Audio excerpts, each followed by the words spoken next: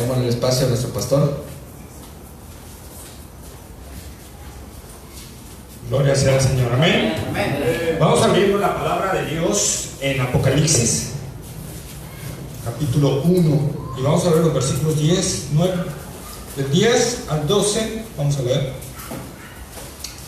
que son lo que vamos a abarcar ahorita. Como tengan, nos ponemos de pie. Amén. Gloria sea al Señor.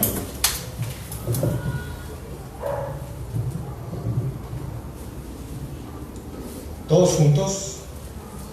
Yo estaba en el Espíritu en el día del Señor y oí detrás de mí una gran voz como de trompeta que decía: yo soy el Alfa y el Omega, el principio y el último.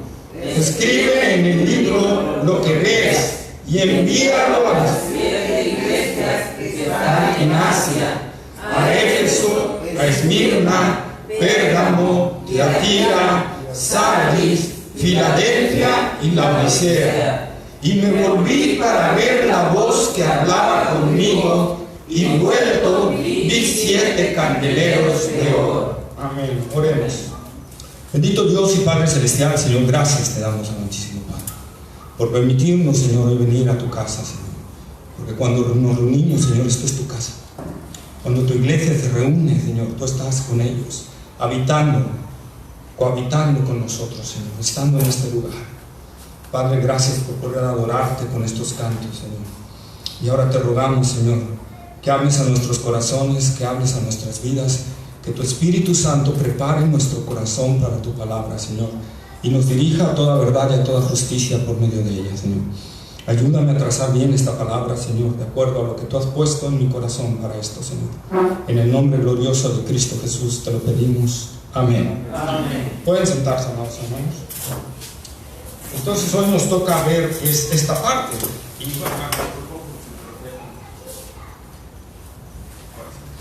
Y vamos a entrar, hermanos, a este pasaje. El día de hoy lo he titulado La iglesia revela a Jesucristo. La iglesia revela a Jesucristo, y es lo que vamos a estar viendo y lo vamos a desglosar perfectamente. Nosotros vemos en el capítulo 1, en el versículo 10, dice Juan: estaba yo en el Espíritu en el día del Señor. Este día del Señor puede tomarse, algunos lo toman como el día de Yahvé, que este día inicia desde el arrebatamiento de la iglesia y abarca toda la gran tribulación, la segunda venida de Cristo, el milenio, ¿verdad? Acordámonos del profeta que decía: ¿para qué quieres saber sobre el día de Yahvé? Si será un día de oscuridad, de terror, de espanto, ¿verdad?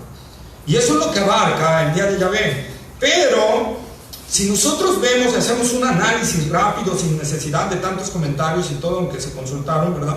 Nosotros vemos que aquí Juan está hablando de otra cosa, porque el día de Yahvé empezaría en Apocalipsis capítulo 4. Cuando oye la voz, Juan sube acá, ¿verdad? Y te mostraré las cosas que han de suceder después de estas. Y ahí iniciaría el día de Yahvé. Pero todavía están los capítulos 2 y 3, la revelación de la iglesia. Amén. Y entonces no puede estarse refiriendo a eso, porque Juan todavía no está en ese día. No está en ese día. Entonces hay algo más importante, y al irnos a profundidad, cuando dice el día del Señor, en lugar de curios, aquí hay un dato importante, en lugar de curios aparece la palabra griega kuriakos, o kuriakos, como quieran pronunciar. ¿Qué significa esto? ¿Cuál es la diferencia? Curios ya sabemos que significa Señor, ¿verdad? Kuriakos significa consagrado al Señor. Esta palabra griega solo la encontramos en 2 porciones de la Escritura. Acompáñenme por favor a 1 Corintios capítulo 11, versículo 20.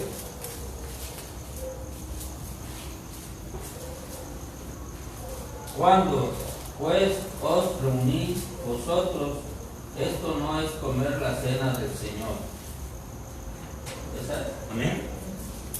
Y ahí la cena del Señor, otra vez la palabra griega ahí que aparece no es curios, es kuriakos o kuriakos, ¿sí? Que significa consagrado al Señor. La cena consagrada al Señor.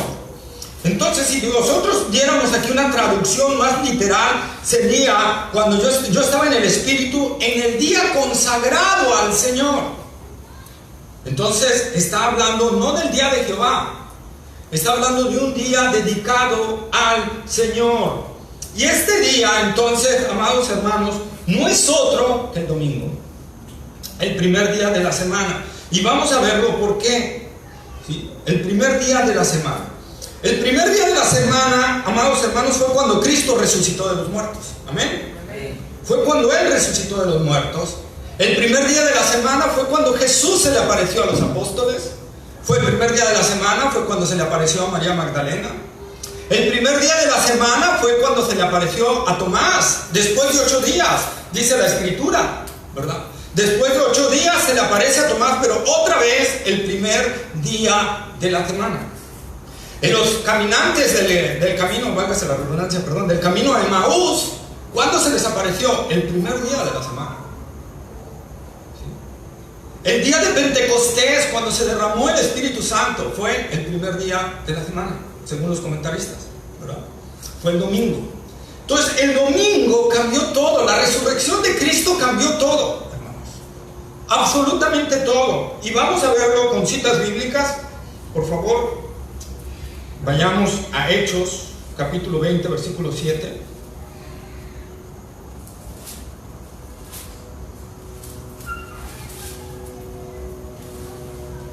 Hechos, capítulo 20, versículo 7.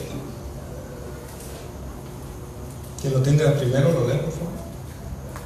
El primer día de la semana, reunidos los discípulos para partir el pan, Pablo les enseñaba, habiendo de salir al día siguiente, y alargó el discurso hasta la medianoche. Amén. Entonces, otra vez, y ya casi al final de Hechos, ¿verdad? Unos cuantos capítulos antes, se seguían reuniendo el primer día de la semana, que es el domingo. Amén. Amén. Primera de Corintios, capítulo 16, versículo 2, por favor.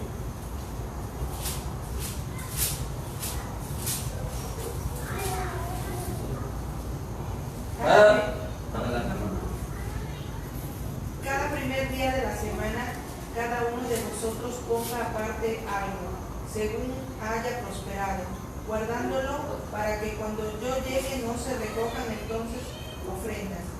Amén. ¿Por qué dijo Pablo cada primer día de la semana? Porque era el día en que la iglesia, toda la iglesia se congregaba, ¿verdad? Era casi un mandamiento, hermanos, congregarse en el día del Señor. Y la iglesia tenía que asistir. Por eso es que Pablo está diciendo eso, ¿verdad? Porque esa ofrenda que se iba a recaudar se iba a enviar a Jerusalén. Entonces Juan les dijo, ese primer día de la semana que llegan todos, pues depositen esa ofrenda, ¿verdad? Que es para la iglesia de Jerusalén, para que cuando yo llegue no tenga que estarse recogiendo más ofrendas. Y ahora sí, vamos a los evangelios. Vamos a Juan capítulo 20. Juan capítulo 20. Y quien lo lea me va a leer el versículo 14, 19 y 26. Cuando había dicho esto, se volvió y vio a Jesús que estaba allí, mas no sabían que era Jesús. Luego el 19. Cuando llegó la noche de aquel mismo día, el primero de la semana, estando las puertas cerradas, el lugar donde los discípulos estaban reunidos por medio de los judíos, vino Jesús y puesto en medio les dijo, paz a vosotros. Bien, primer día de la semana. Luego vamos al 26. 8 días después estaban otra vez sus discípulos dentro y con ellos Tomás. Llegó Jesús estando las puertas cerradas y se puso en medio y les dijo, paz a vosotros. Amén. Entonces, primer día de la semana, primer día de la semana, primer día de la semana. Jesús está presentando a sus discípulos los primeros días de la semana. Amén. Amén. El primer día de la semana. Eso es algo que estamos, ¿verdad?, viendo en la Escritura. Entonces, pasó a cambiarte. Antes, ¿verdad?, en el Antiguo Testamento se guardaba el Shabbat, el día de descanso, que era el sábado. Pero la resurrección de Cristo trajo algo diferente. La resurrección de Cristo trajo algo diferente. ¿Sí? Y entonces nosotros vemos aquí a Juan diciendo, estaba yo en el día del Señor. Ahora, aparte de la Escritura, tenemos hechos históricos que avalan que los discípulos y los posteriores, la generación posterior a los discípulos, tomaron el domingo como el día del Señor. Por ejemplo, la Didache, que fue escrita entre el año 70 y 100 después de Cristo, todavía Juan el apóstol viviendo, que vivió hasta el año 96, se los voy a dictar, como dice la Didache de los apóstoles: reúnanse el día del Señor, partan el pan y celebren la acción de gracias. Entonces ahí está mandando, ¿verdad? Esa parte, reúnanse en el día del Señor. Luego, en el año 110, Ignacio, obispo de Antioquía, escribe: si los que se habían criado en el antiguo orden de cosas vinieron a una nueva esperanza, no guardando ya el sábado, sino viviendo según el día del Señor, domingo, día en el que surgió nuestra vida por medio de Él y de su muerte. Año 225, Orígenes, otro muy citado: si se nos opone que estamos acostumbrados a observar ciertos días, como por ejemplo el día del Señor primero de la semana. Año 300, Pedro, obispo de Alejandría, no Pedro el apóstol, porque estábamos en el año 300 después de Cristo. Pedro, obispo de Alejandría: guardaremos el día del Señor como día de regocijo, por causa de aquel que resucitó en ese día. ¿Así? Así que, hermanos, nosotros tenemos no solo la Biblia que nos dice que el primer día de la semana, sino de hechos históricos donde los cristianos se reunían y tomaban como el día del Señor el domingo. Amén. Hechos históricos indudables. Eusebio escribe en su libro de historia, que Eusebio es un historiador, ¿verdad? Está su libro en las librerías, y él pone y escribe que los cristianos acostumbraban reunirse los domingos, primer día de la semana. Entonces, amado hermano, nosotros necesitamos ver entonces esa parte. Juan estaba en el día del Señor, o sea, estaba el domingo, el primer día de la semana, en la isla de Patmos, y estaba en una consagración al Señor, ¿verdad? Nosotros entonces, hermanos, tenemos que ver que a raíz de la Biblia y a raíz de los hechos históricos, de la narración de la historia de la iglesia, nosotros podemos ver que todos han tomado el domingo como el día del Señor, el día en el cual tengo que reunirme con los hermanos, tengo que consagrar ese día, ese momento de reunión para el Señor. No por eso, amados hermanos, nosotros vamos a ver, por ejemplo, la historia de la iglesia. Los hermanos se reunían los domingos a una costa de su vida.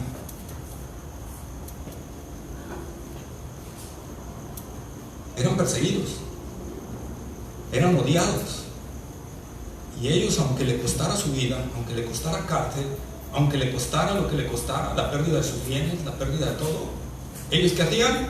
Se reunían el domingo. ¿Por qué? Porque era el día del Señor. Porque era el día del Señor, para celebrar la resurrección de Cristo, hermanos, el momento victorioso en que Él resucitó de los muertos. Amén. Entonces, amados hermanos, nosotros tenemos que ver eso, porque a veces, ¿verdad?, nosotros tomamos el domingo como un día más para reunirnos, un simple día más para reunirnos, y es el día bajo el cual, solo por motivos muy fuertes, que de plano no puedo llegar a la iglesia, es la manera en que puedo faltar a congregarme en la iglesia. Sí. Hermanos, qué fácil sería para los hermanos de las iglesias perseguidas variar sus días de reunión. Una semana reunirse el lunes, otra semana reunirse el miércoles, otra semana, y variar sus días y no reunirse el domingo para que el gobierno no los estuviera hostigando, como Corea del Norte, como Laos, como Vietnam, como China, como los países árabes. Sin embargo, los hermanos se están reuniendo el domingo porque ellos tienen bien consciente que es el día del Señor. Entonces Juan estaba diciendo: estoy en el día del Señor. También hay un ejemplo bien claro, hermanos, que los cristianos en la antigüedad tenían muy consistentemente esto. La Reforma, los cristianos de la Reforma, Lutero, Calvino, Knox, Wycliffe, todavía mucho antes de Lutero, ¿verdad?, Zwinglio, tenían como el día del Señor el domingo, ¿verdad? O sea, un día respetado para congregarnos como iglesia, como un cuerpo. Y recordando cuando estaba desarrollando el estudio, viendo varias partes, me acordé de esta historia que les he comentado de Eric Linder, ¿verdad? Este corredor escocés que iba a correr los 100 metros planos y estaba como el favorito, ¿verdad?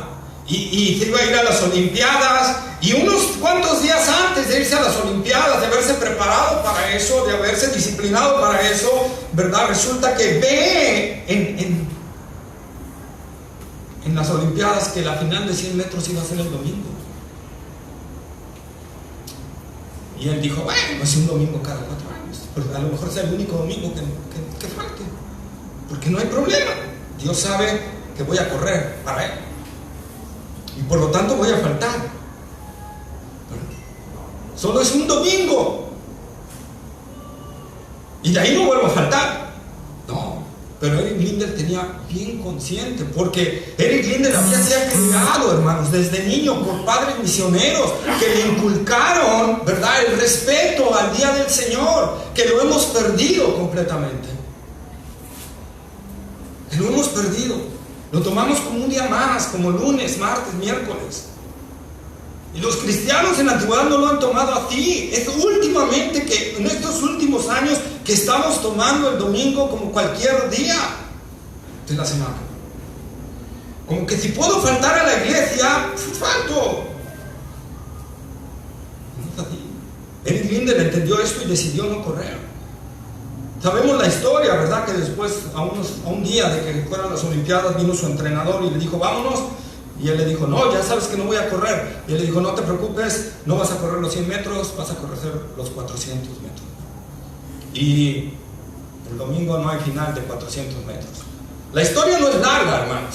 Ese domingo que iba a ser la carrera de los 100 metros, Eric Linder fue invitado a predicar en la iglesia escocesa presbiteriana de París. Y estuvo predicando la palabra de Dios. Dios lo honró.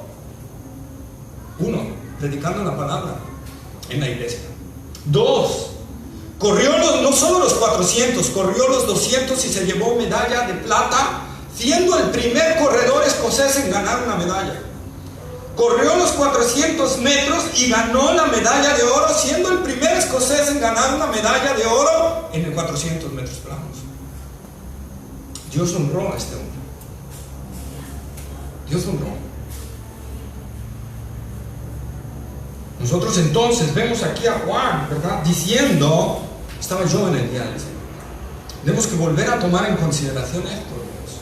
Porque a veces un norte, una lluvia fuerte, un familiar que llega, un amigo que llega, y nos hace faltar el domingo. Y no es así. Nosotros tenemos que tener, hermanos, que reunirnos. Y vamos a ver por qué. ¿Sí? Entonces dice Juan, yo estaba en el Espíritu en el día del Señor, y dice que oyó una voz como ¿qué? Como de trompeta. Como sonido de trompeta. Como sonido de trompeta. Y esa es la voz del Señor. Cuando el Señor habla, se oye un sonido de trompeta fuerte. ¿Se acuerdan cuando el Señor habló en el monte a Moisés? ¿Cómo dice que te habló?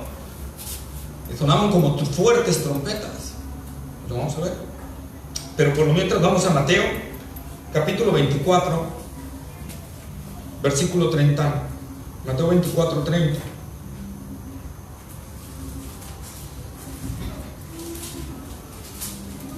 Entonces aparecerá la señal del Hijo del Hombre en el cielo, y entonces lamentarán todas las tribus de la tierra, y verán al Hijo del Hombre viniendo sobre las nubes del cielo con poder y gran gloria. El 31, por favor. Y enviará a sus ángeles con gran voz de trompeta, y juntarán a sus escogidos a los 4 vientos, desde un extremo del cielo hasta el otro. ¿Cómo va a ser la voz? Como voz de trompeta. Como voz de trompeta. Es la voz del Señor. Un sonido fuerte, un sonido estrepidante. Primera de Tesalonicenses capítulo 4, versículo 16.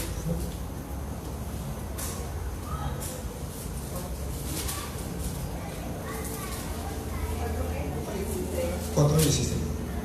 Porque el Señor mismo, con voz de mando, con voz de arcángel y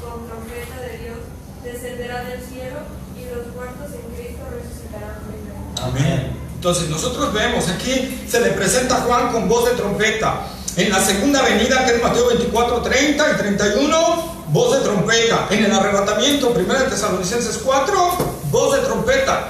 ¿Verdad? Qué fuerte ha de ser la voz del Señor. Imagínate por un momento que tú estás en un momento de quietud y de repente atrás de ti alguien suena una trompeta fuerte. ¿Verdad?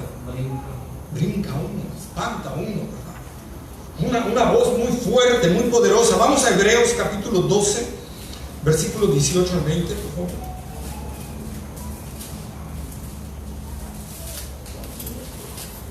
Hebreos 12, 18 al 20.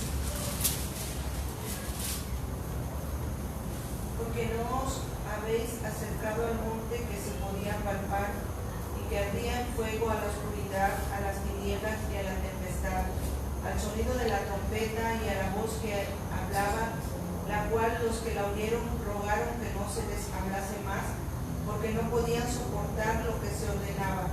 Si aún una bestia tocar el monte, será apedreada o pasada con rama.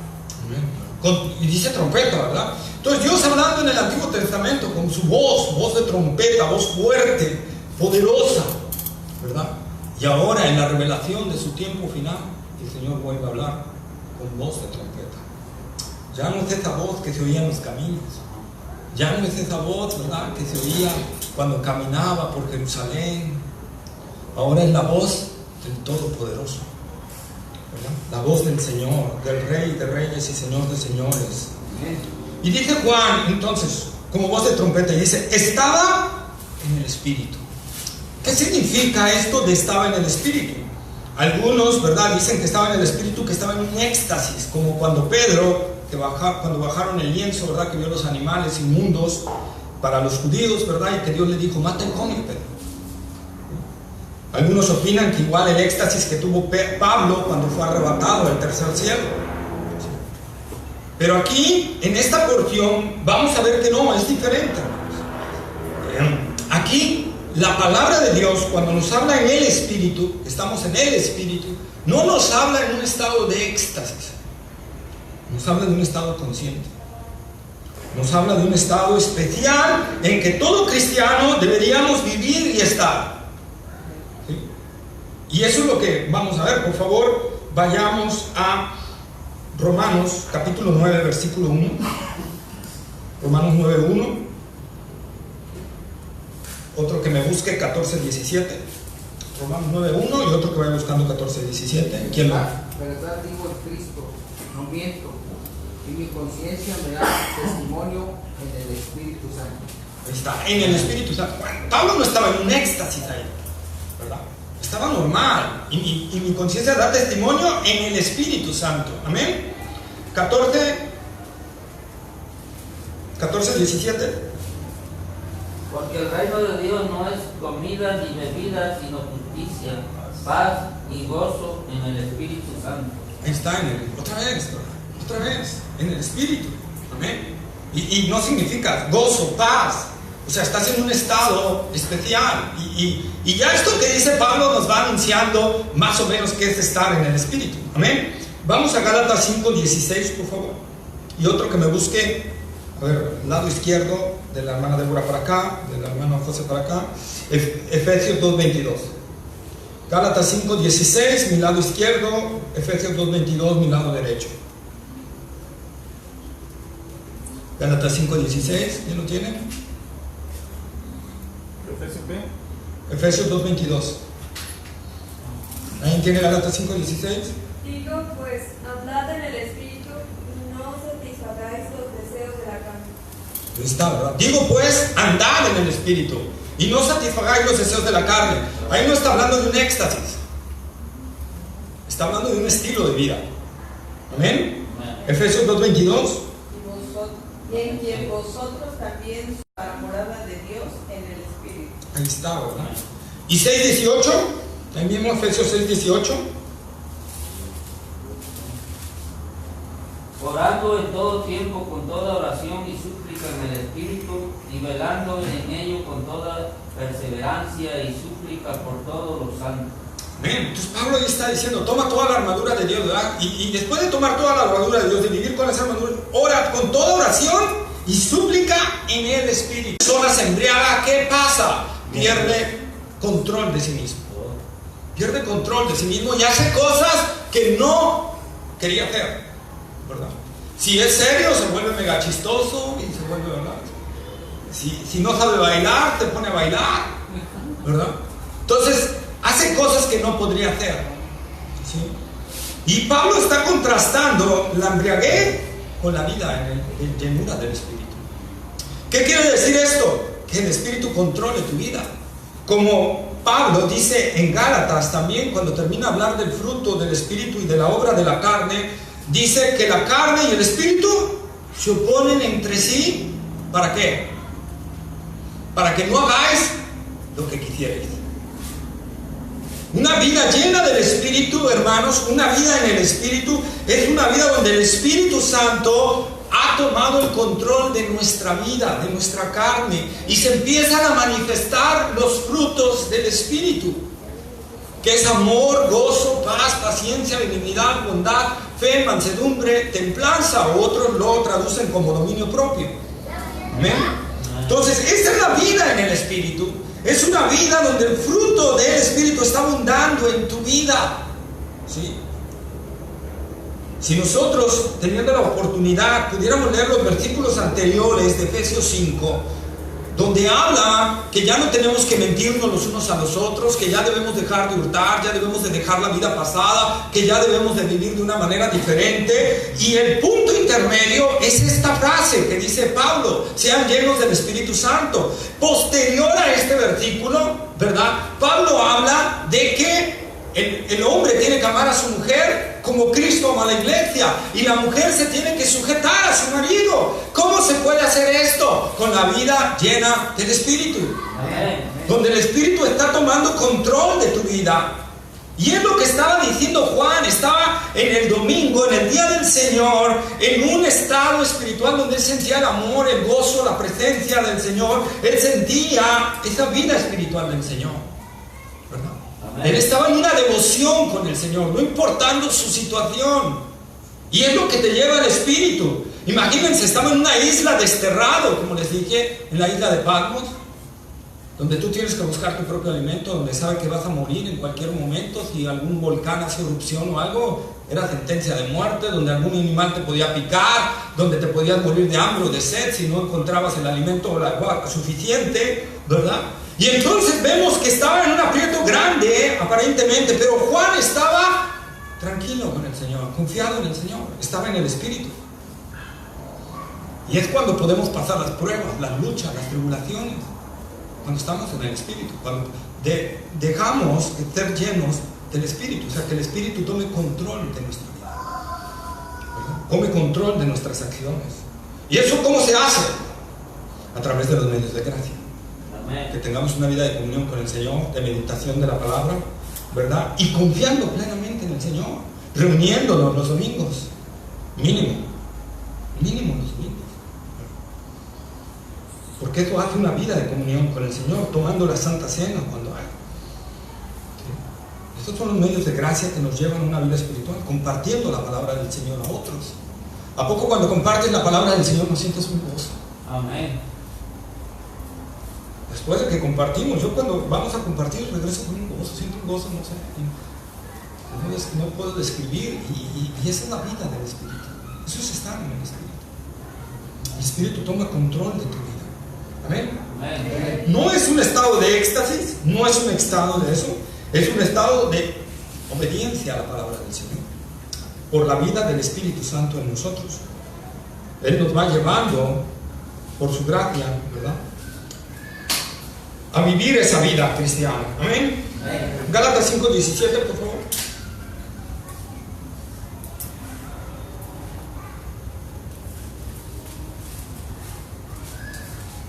Porque el deseo de la carne es contra el Espíritu, y el del Espíritu es contra la carne, y estos se oponen entre sí para que no hagáis lo que quisieren. Amén. Pues ahí estamos. Y cuando estamos otra vez en el Espíritu, entonces nosotros vivimos una vida de obediencia a la palabra de Dios por amor. Y cumplimos así 2 de Corintios capítulo 5 versículo 9.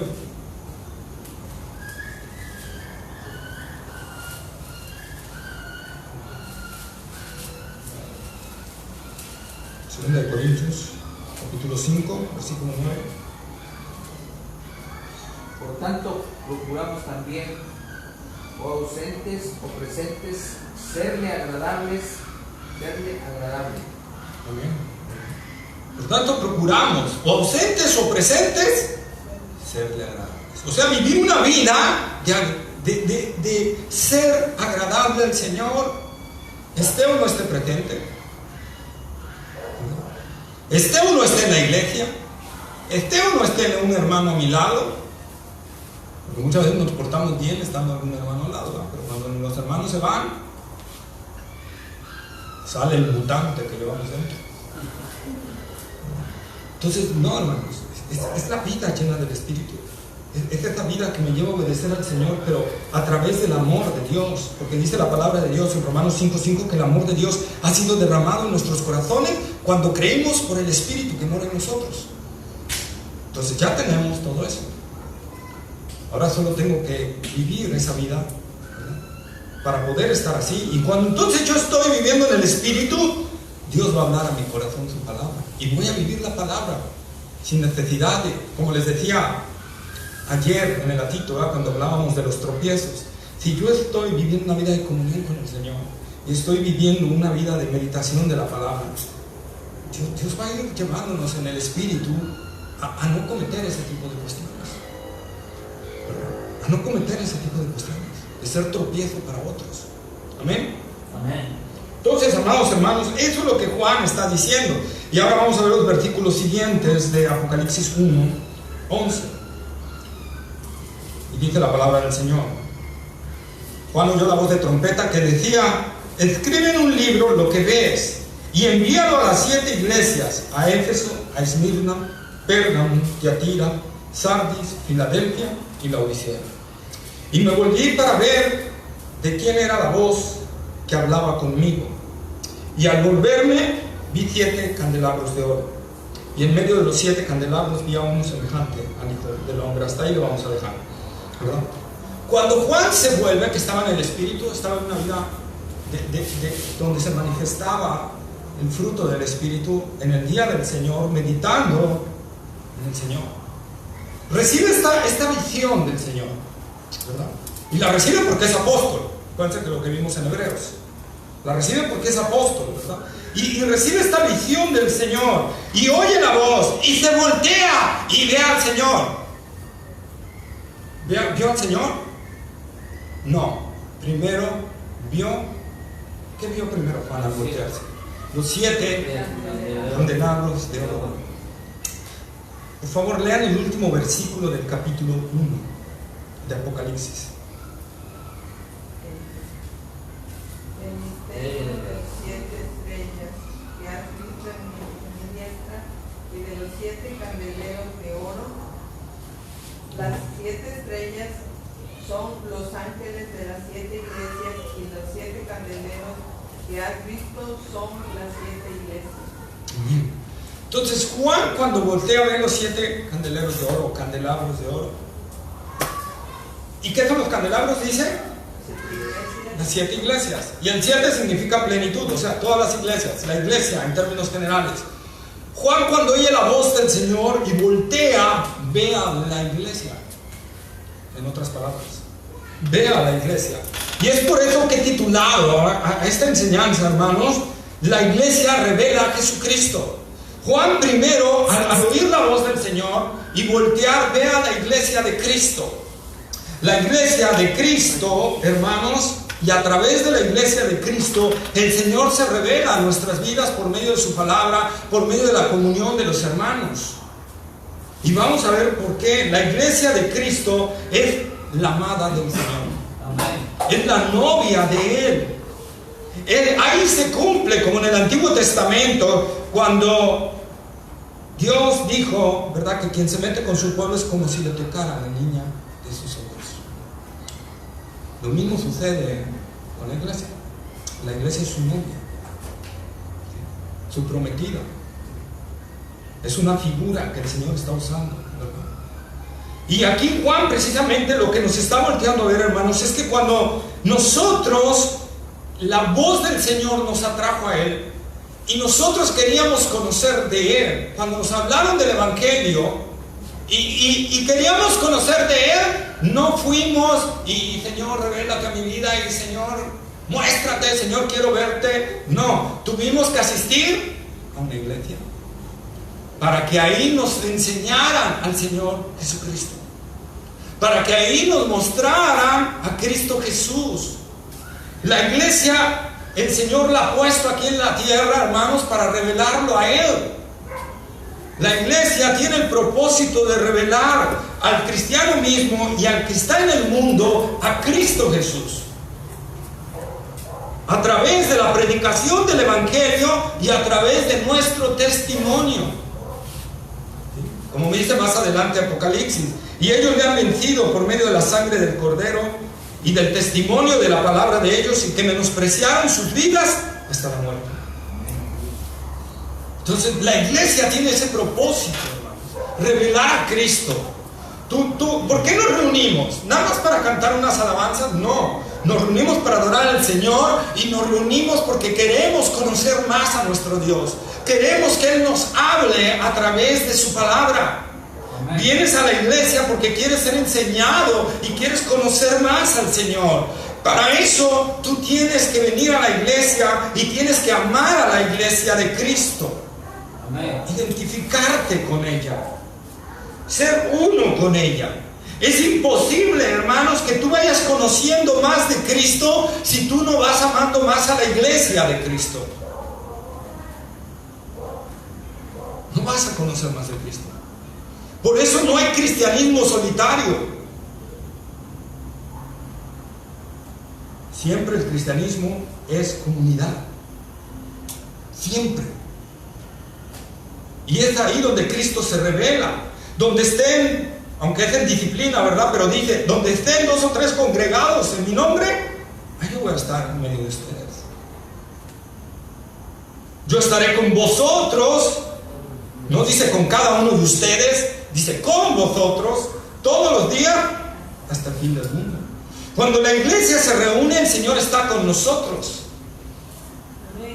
¿Dónde estaba el Señor después de que Juan vio los candelabros? ¿Dónde estaba el Señor? Estaba en medio de los candelabros. Y después vamos a ver que se patea entre ellos. El Señor está en su iglesia. Cuando la iglesia te reúne, el Señor está aquí.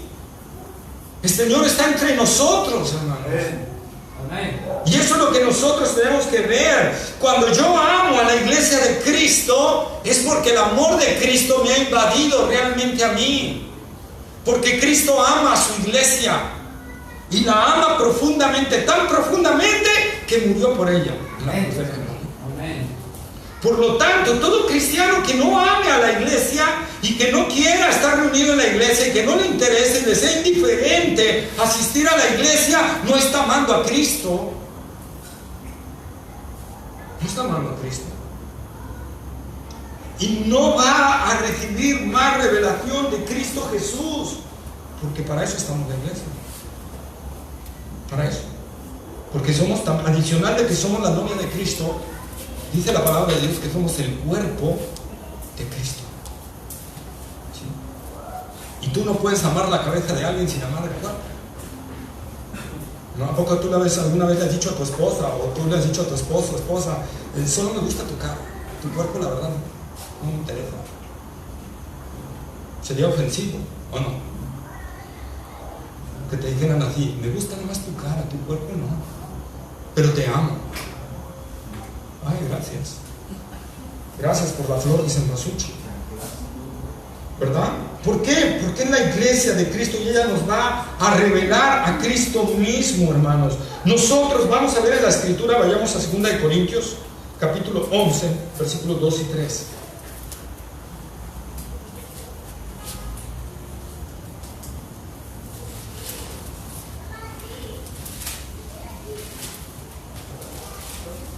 Segunda de Corintios, capítulo 11, versículos 2 y 3, que no tenga rápido.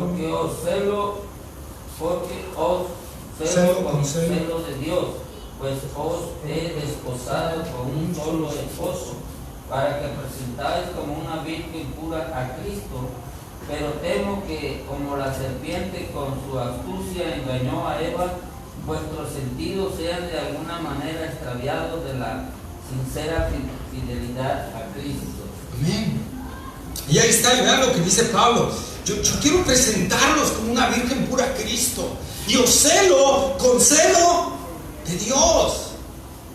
Hermanos, si tú no estás interesado que en la iglesia haya sana doctrina, si tú no estás interesado que en la iglesia, crezca en santidad, si tú no estás interesado de que la iglesia cada día vaya creciendo en pureza, en doctrina, en fe, en esperanza, en oración, algo está pasando en tu vida espiritual. Porque si el Espíritu de Dios mora en nosotros, si Cristo está en nosotros, tenemos que sentir el mismo sentir que tuvo Pablo. Os celo con celo de Dios. Dios es celoso de su iglesia. Si el Espíritu de Dios está morando en nosotros, el celo de Dios se tiene que manifestar también dentro de nosotros. Se tiene que manifestar dentro de nosotros, como vimos ayer. ¿Se acuerdan en el latito?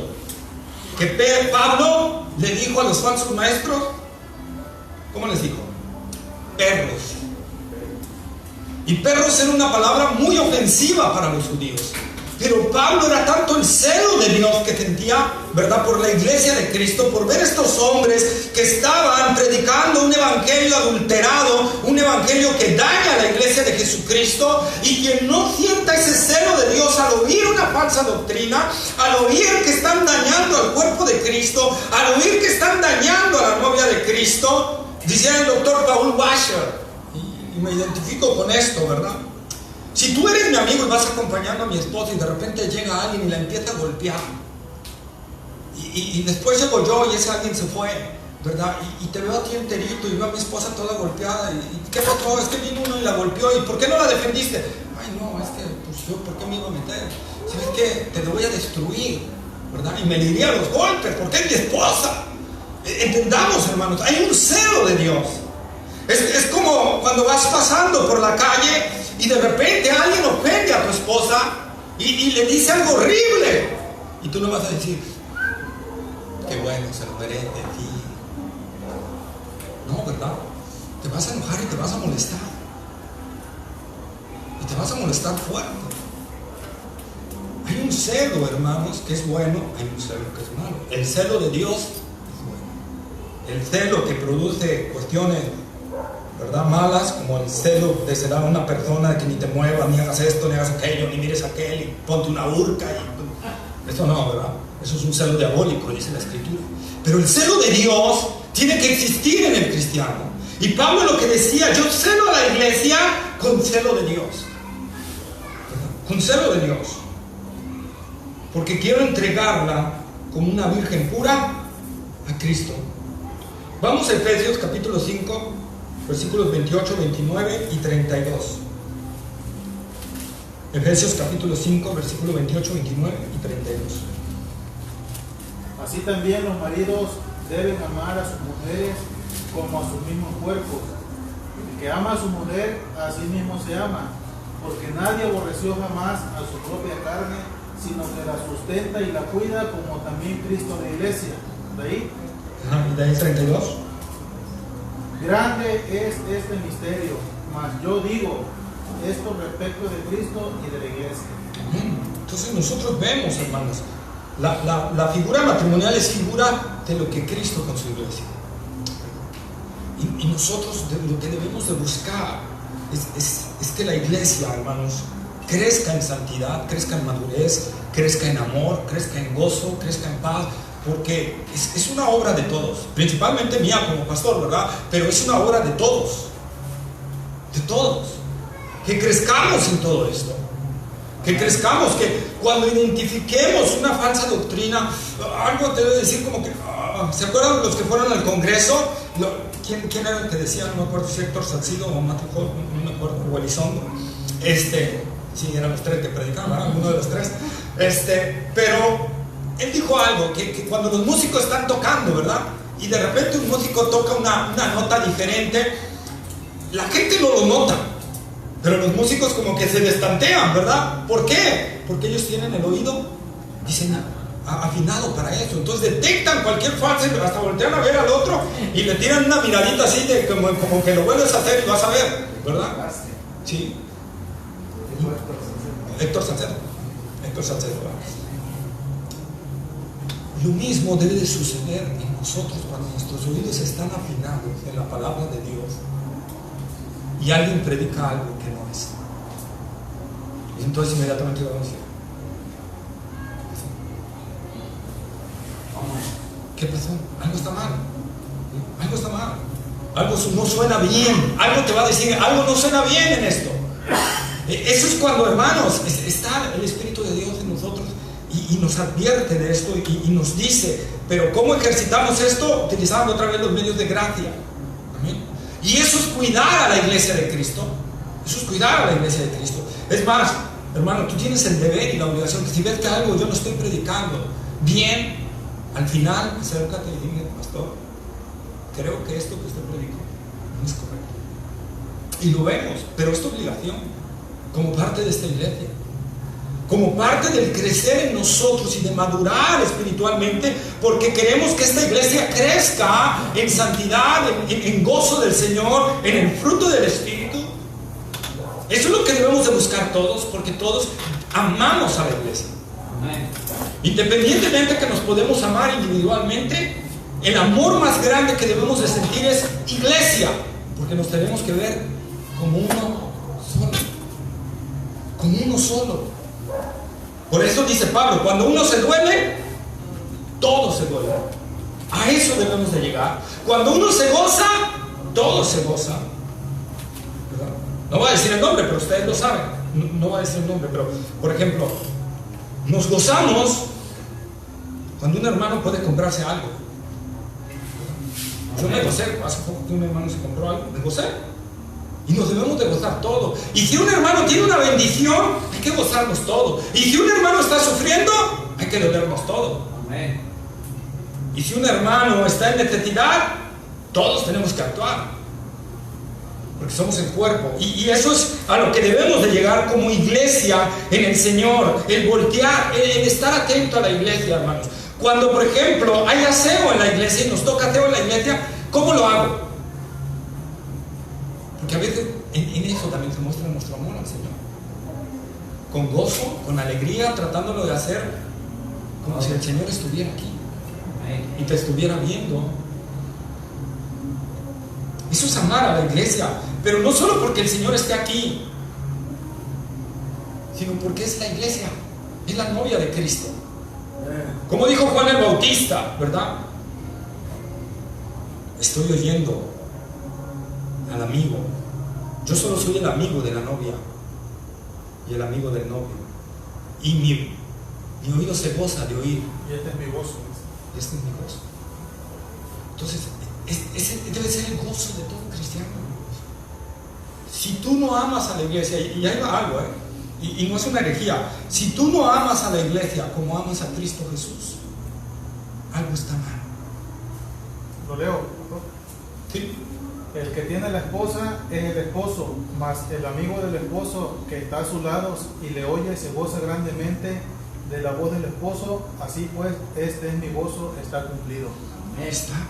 Y así debemos de ser cada uno, como el amigo que le está llevando a la novia que ya se va a casar con él, ¿verdad? Y le está llevando a la novia y va con un gozo porque su amigo va a casarse ya con su prometida, ¿verdad? Así nosotros debemos de tratar a la iglesia de Cristo. Así, de esta manera. No por nada cuando Juan volteó, no primero lo que vio fue al Señor, lo primero que vio fue a la iglesia de Cristo. Porque es lo que nosotros podemos ver aquí en la tierra. A la novia de Cristo. A la novia de Cristo, que es el cuerpo. Vamos por favor a Mateo, capítulo 24, versículo 1 y 2.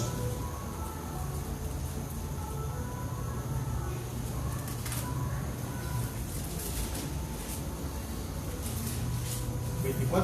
1 y 2. Cuando Jesús salió del templo y se iba, se acercaron sus discípulos para mostrarle los edificios del templo. Respondiendo él le dijo: ¿veis todo esto? De cierto os digo que no quedará aquí piedra sobre piedra que no sea derribada. Amén. ¿Por qué citamos esto, hermano? Porque no es, entendamos, no es el cascarón. Es el lugar donde se reúne el Señor. Es el lugar. El día que nos llevemos a cambiar a otro lado, ahí va a ser ahora la casa del Señor. Y cada vez que se reúne la iglesia, yo voy a decir, ¿cuál es la manera como puedo ayudar a la iglesia a que se identifique, a que sea más pura? ¿Cómo puedo ayudarla? Cada uno de nosotros. ¿Cómo puedo hacerle para que la iglesia sea más pura para Cristo? Y de ver es eso. Jesús le dijo: no se fijen en lo hermoso de estos templos y todo. Lo más importante no es el edificio, lo más importante es donde se reúne la iglesia, el conjunto de nosotros. Cuando nosotros nos reunimos en un lugar, ese lugar es santificado en el momento que está la iglesia. Si nos reuniéramos en un cine, en el momento que se reúne la iglesia en el cine, ese lugar es santificado. Amén. Y yo debo de buscar, hermanos, repito, cuando voy a hacer algo, que el Señor se sienta agrado de su novia, que la novia se sienta cómoda. No voy a decir, para que los hermanos cuando vengan se sientan bien. No, que la novia se sienta cómoda. Imagínate que la novia va a venir. ¿Y qué haría si es la novia de tu mejor amigo? Entonces, así debes de tratar a la iglesia. Con ese amor, con ese gozo. Hechos 2:47.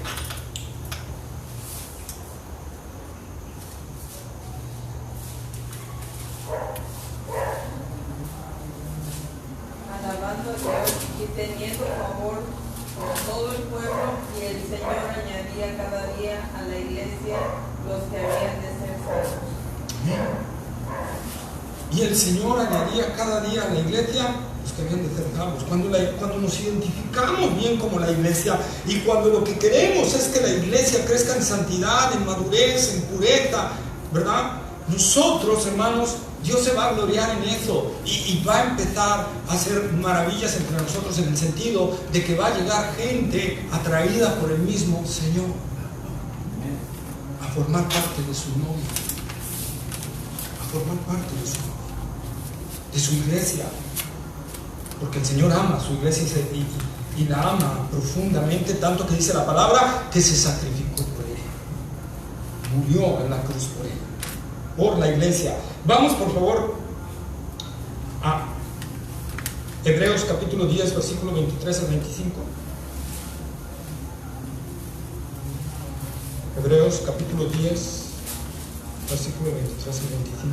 Mantengamos firme sin fluctuar la profesión de nuestra esperanza, porque fiel es el que prometió, y considerémonos unos a otros para estimularnos al amor y a las buenas obras, no dejando de congregarnos como algunos tienen por costumbre, sino exhortándonos, y tanto más cuando ves que aquel día se acerca. Bien. ¿Cómo voy a estimularme al amor y a las buenas obras? A través de la iglesia. A través de la iglesia. ¿Cómo puedo tener una vida en el Espíritu? ¿Cuánto me identifico con la iglesia de Cristo? Con la novia de Cristo. Jesús no quiere cristianos individuales. Jesús quiere una novia. Y esta novia es su iglesia. Y Él amonesta. Si queremos crecer en eso, la bendición del Salmo 133. Mirad cuán bueno y cuán delicioso es habitar los hermanos juntos en armonía. Es como el Buen óleo. Es como el óleo sobre la desciende sobre la barba de Aarón. bajas al borde de sus vestiduras como en los días del monte, porque ahí envía Jehová bendición y vida eterna. ¿Dónde envía Dios bendición? En su iglesia. En su iglesia.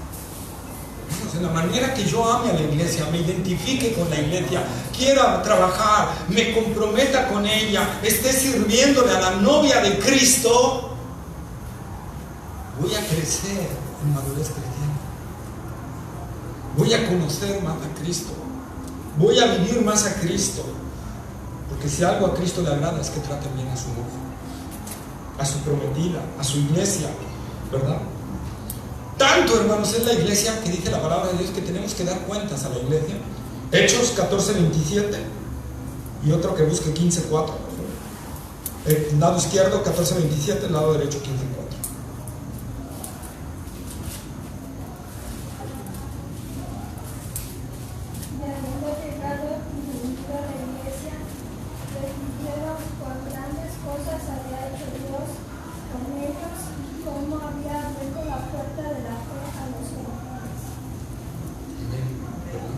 Pablo, después de su viaje misionero, regresó a dar cuentas a la iglesia de Cristo. A la iglesia. El 15:4. Y llegados a Jerusalén fueron recibidos por la iglesia y los apóstoles y los ancianos, y se refirieron todas las cosas que Dios había hecho con ellos. Entonces la iglesia. Pablo, después de llegar de un viaje misionero, le daba cuentas a la iglesia. Tenemos que, hermanos, que hablar lo que el Señor ha hecho entre nosotros mismos como iglesia. Alentarnos unos a otros. Es parte de la práctica que vamos a llevar en nuestras juntas semestrales. Amén. Amén. Y que estamos haciendo también en la junta de los varones. Cada mes vamos a darnos cuentas uno al otro. Amén. Para ir creciendo, porque somos la iglesia de Cristo, somos la novia y tenemos que entender que debemos ir creciendo en santidad. Una de las cosas que debemos de hacer es buscar cómo confirmar a la iglesia. Hechos 15:41 y 16:5.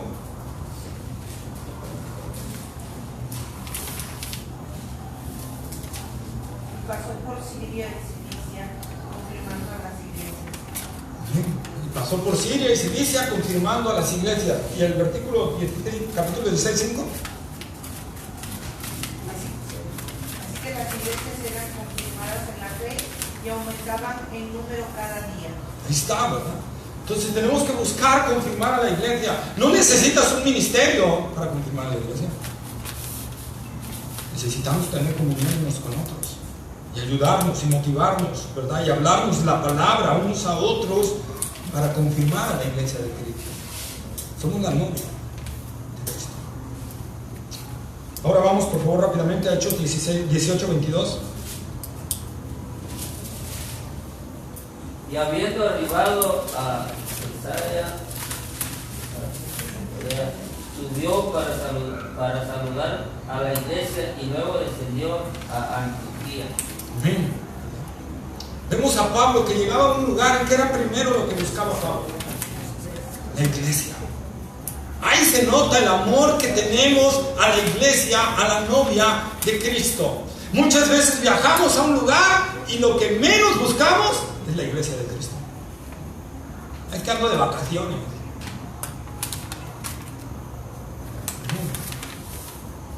¿A poco tú le dices a tu esposo: hoy no te voy a buscar porque ando de vacaciones? Hoy ni me veas porque ando de vacaciones. O que te diga tu esposo: oye, estos 5 días son de vacaciones para mí y ni me veas. ¿Verdad? Yo me voy a ir lejos y ni te voy a hablar, ni te voy a decir nada. Y ya cuando regrese seguimos siendo el esposo y la esposa. ¿Qué dirías? No se puede. Porque el matrimonio se vuelven uno solo, una carne. Cristo y la iglesia son uno. Es su cuerpo, es su novio. Hermanos, entonces, a donde quiera que vayamos, lo primero que tenemos que hacer es la iglesia. La iglesia.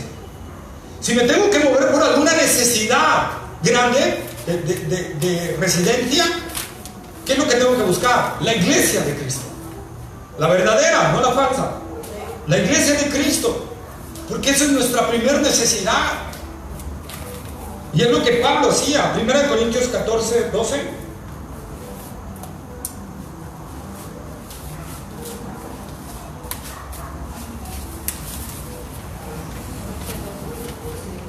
También vosotros, pues que anheláis dones espirituales, procurad abundar en ellos para edificación de la iglesia. Ahí está. ¿Para qué? Edificación.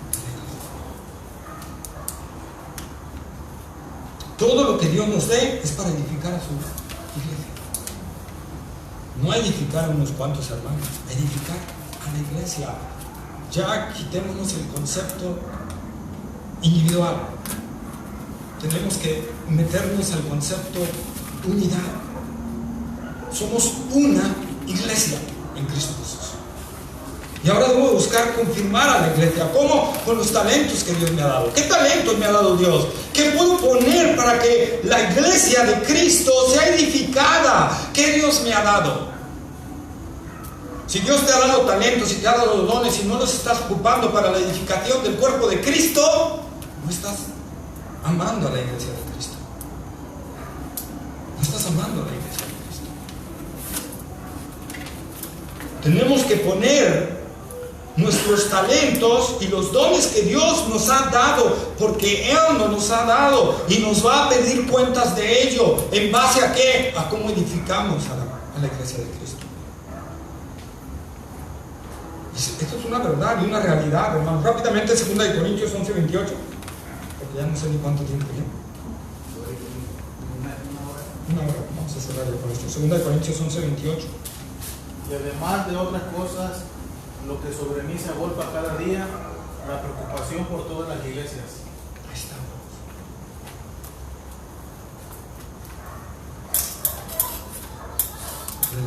La preocupación por todas las iglesias, obviamente de Cristo, ¿verdad? Obviamente de Cristo. Ahora, no solo me debo de preocupar por la iglesia bíblica cristiana,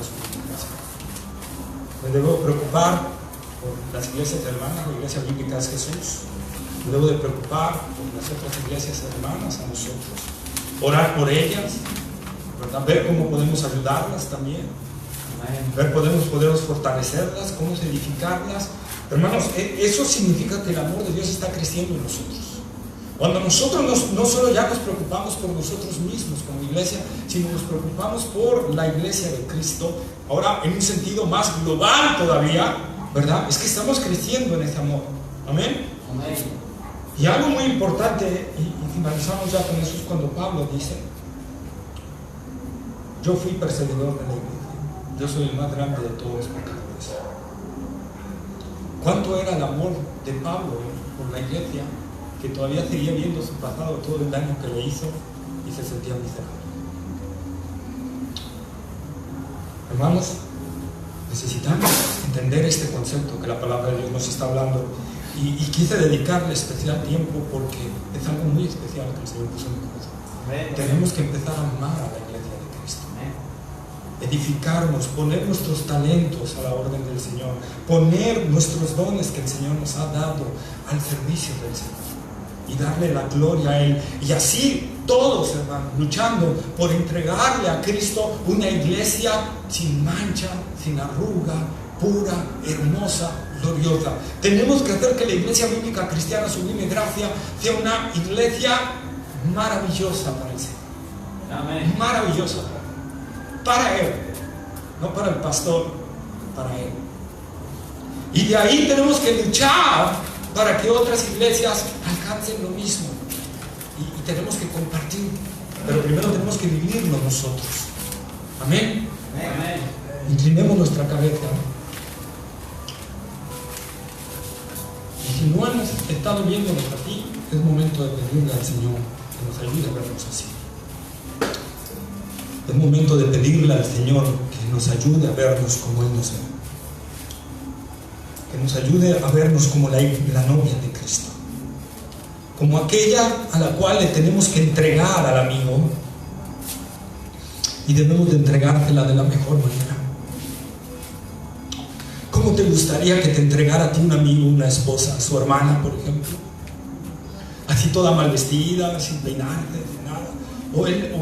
O cuando veas que el amigo te la trae toda bien peinada, bien vestidita, bien maquillada, bien con alhajas y alrededor, todo, y se ve hermosa. Y tú dices: wow, eso hizo mi amigo por mi novia, para traérmela a mí. Es lo mismo que nosotros debemos de hacer por la novia de Cristo, para presentársela así a Cristo Jesús. Y es momento de hacerlo, hermanos. Padre, gracias por tu palabra, Señor. Gracias por hablarnos y hacernos ver, Señor, que ya no debemos de vernos en sentido plural, sino en un sentido de unidad, Señor. Y que lo que hoy estamos, la iglesia de Cristo, la iglesia bíblica Sublime Gracia, debemos de presentar y luchar para que tu Hijo amado, esta iglesia la reciba como una iglesia sin mancha, sin arruga, sin contaminación. Padre amado, te pedimos, porque solo lo podemos lograr con tu Espíritu Santo, te pedimos que obres en nosotros, Señor, para que tu Espíritu, Señor, tome el control de nuestras vidas, para estar en el Espíritu, Señor, todos los días de nuestra vida. Y a ti, Señor, cada uno, Señor, poner nuestros dones y talentos en amor, en gozo, en paz, en paciencia, en benignidad, en bondad, en fe, en mansedumbre, en templanza, para la edificación del cuerpo de Cristo, para presentar a la iglesia de Cristo una iglesia gloriosa, Padre. Obra en nosotros, Señor, obra en nuestros corazones, quita todo egoísmo de nosotros, Señor, quita toda soberbia, quita todo lo que esté dentro de nosotros, Señor, que esté impidiéndonos poner hermosa a la iglesia de Cristo, porque ella es la novia de tu Hijo amado, nuestro Señor y Salvador. Queremos presentarla hermosa, Señor. Padre, te rogamos que en el nombre de Jesús tú obres en nosotros para presentarle a la iglesia bíblica Sublime Gracia al Señor una iglesia hermosa, preciosa, bien adornada, bien pintada, bien, Señor, peinada, como quisiéramos presentar a nuestros amigos a alguien así. Obra en nosotros, Señor. Deshaznos, Señor, de todo yoísmo dentro de nosotros, de todo egocentrismo dentro de nosotros, Señor. Quiebra el ego dentro de nosotros y ayúdanos, Señor, a identificarnos plenamente con la novia de Cristo. Y obra en nosotros, Señor, para que todos los talentos y dones que tú nos has dado a cada uno lo pongamos a trabajar para la novia de Cristo, que es la iglesia.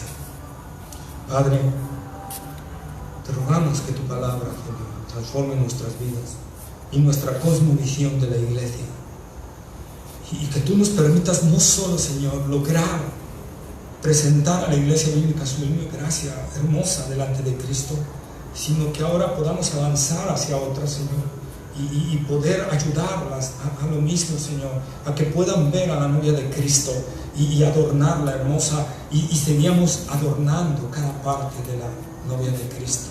Cada iglesia que Cristo ganó es parte de la novia de Cristo. Ayúdanos a ser ese amigo que se afana por presentarle lo más hermosa a la novia, a su amigo. Padre, ayúdanos a comprometernos con la novia. Te lo pedimos en el nombre glorioso de tu Hijo amado, nuestro Señor y Salvador Jesucristo. Amén. Amén. Dios bendiga su palabra. Amén.